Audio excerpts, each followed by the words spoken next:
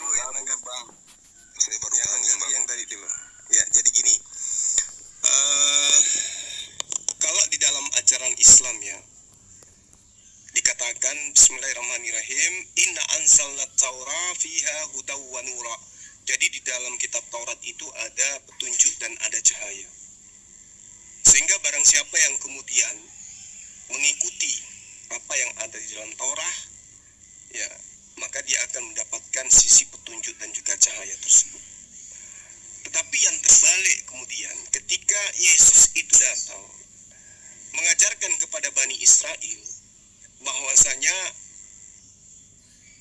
aku telah memberikan firman-Mu kepada mereka dan dunia membenci mereka karena mereka bukan dari dunia, sama seperti aku bukan dari dunia. Yohanes 17 nomor 14. Lalu kemudian Yohanes 17 nomor 8. Sebab segala firman yang engkau sampaikan kepada aku telah aku sampaikan kepada mereka dan mereka telah menerimanya. Dan mereka tahu benar-benar bahwa aku datang daripadamu dan mereka percaya bahwa engkaulah yang telah mengutus aku. Lalu kemudian dikatakan di dalam pengajaran Yesus kemudian, seperti yang saya terangkan tadi, Yesus mengatakan barang siapa tidak mengasihi aku, ia tidak menuruti firman-Ku.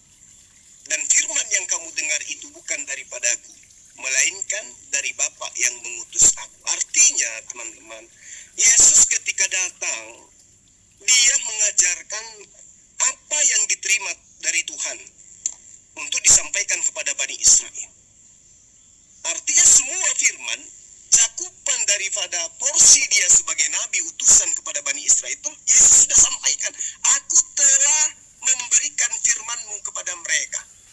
Artinya, Yesus telah memberikan firman, sehingga ketika ada ajaran yang bertolak belakang dengan ajaran Yesus yang muncul belakangan, itu perlu dipertanyakan tuh. Seperti ketika saudara membawa Galatia, saudara membawa Efesus, saudara membawa Roma, dan seterusnya. Itu perlu dipertanyakan. Kenapa? Karena Yesus mengatakan, aku telah memberikan firman-Mu.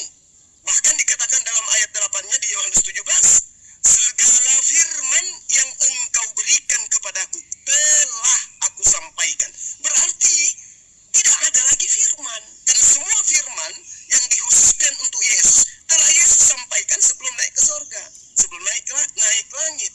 Jadi kalau ada pemberitaan kemudian dengan matinya Yesus di atas tiang salib, maka dia telah membatalkan hukum Taurat beserta segala ketentuan dan ketetapan yang ada di dalamnya. Itu adalah suatu pernyataan yang perlu kita kaji. Ini asalnya dari mana penyampaian ini? Karena Yesus tidak pernah mengajarkan itu selama dia hidup. Dia tidak pernah mengajarkan, nanti ketika aku mati, maka aku akan membatalkan segala hukum Tuhan beserta ketentuan dan ketetapan yang ada di dalamnya. Yesus tidak pernah mengatakan itu. Tapi kok tiba-tiba sekonyong-konyong ada oknum yang datang yang kemudian mengatakan dengan matinya dia, maka hukum Taurat dibatalkan.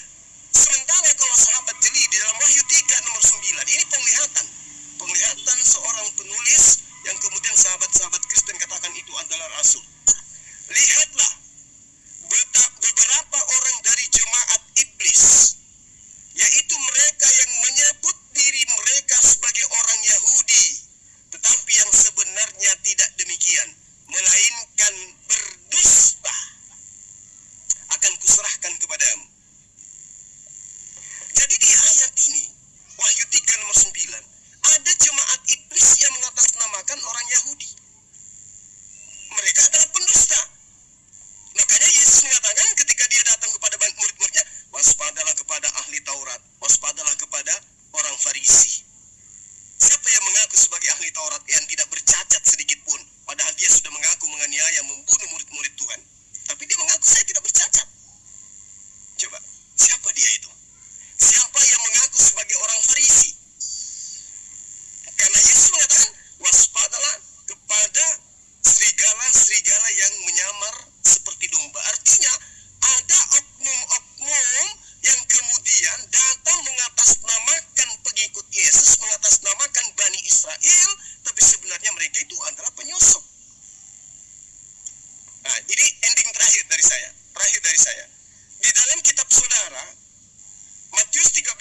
50.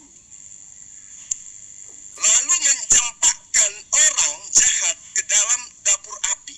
Di sanalah akan terdapat ratapan dan gertakan gigi. Matius 13 nomor 50, yang dicampakkan ke dalam api neraka itu adalah orang jahat. Coba Anda lihat di dalam Matius 7 nomor 21, nomor 23.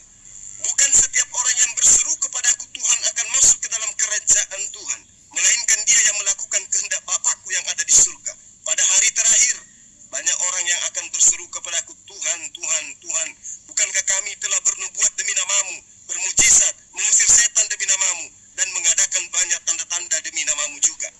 Kata Yesus, pada waktu itulah aku akan berterus terang kepada mereka dan berkata, aku tidak pernah mengenal kamu, penyahlah daripadaku, kamu sekalian pembuat kejahatan. Pembuat kejahatan, menurut Matius 13 nomor 50, semuanya akan diusir masuk ke dalam dapur api neraka. Ini yang perlu diwaspadai.